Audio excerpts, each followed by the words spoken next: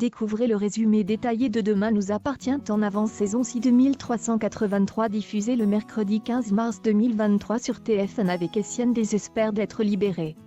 Renaud surprend Marianne et Lisa revoit son passé refaire surface. Martin retrouve Raphaël sur les lieux de la mort du couple. Raphaël parle de sa cliente qui voulait juste divorcer et tourner la page.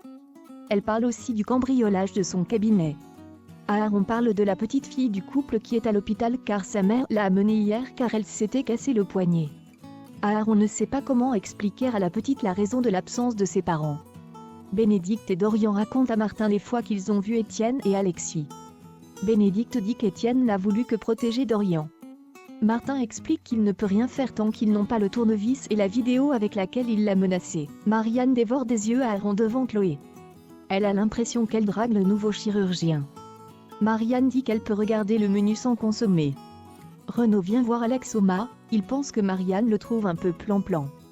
Renaud a l'impression d'avoir 20 ans de plus que Marianne. Il veut entretenir la flamme avec Marianne. Ce n'est pas un double suicide, trace d'échymose, ils ont été ligotés avant d'être assassinés. On est sur un meurtre avec préméditation.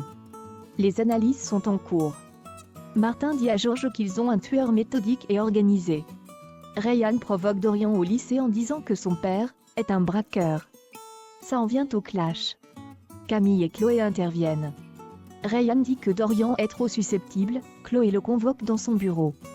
Chloé demande à Dorian de garder son 5 fois même si la situation au lycée est difficile. Bénédicte a un parloir avec Etienne, il est désolé de lui faire vivre tout ça. Raphaël Perrault va se battre pour qu'il sorte vite de prison. Les deux affaires Sarah, Roxane ainsi que les chasseurs sont liées, les deux serrures ont été ouvertes avec un parapluie de serrurier. Sarah était allée voir les chassages il y a quelques mois pour tapage nocturne, le mari criait sur sa femme, verbalement c'était viol. Martin décide de mettre Roxane et Sarah sous surveillance policière. François et Benoît se retrouvent en salle des profs.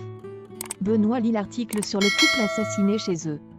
Ils discutent de la petite qui va vivre sans parents.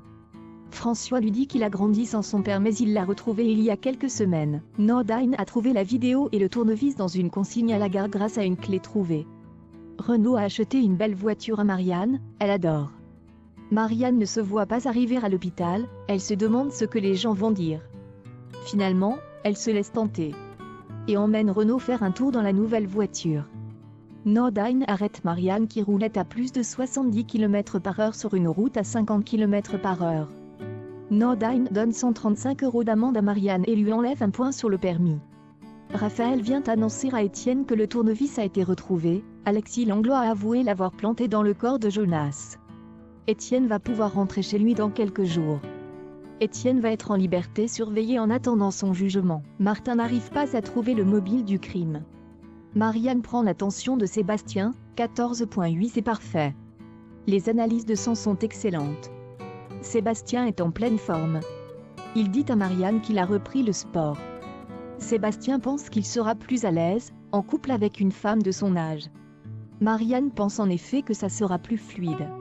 Sébastien et Marianne semblent flirter un peu. À demi-mot. Adam parle à Amel de l'affaire du couple Chassagne qui a été tué. Amel est touchée par la petite fille de 6 ans qui est orpheline. Amel parle de son histoire, elle avait 4 ans quand ses parents sont morts dans l'accident de voiture. Lisa débarque au bureau, Martin lui parle de l'affaire de double homicide.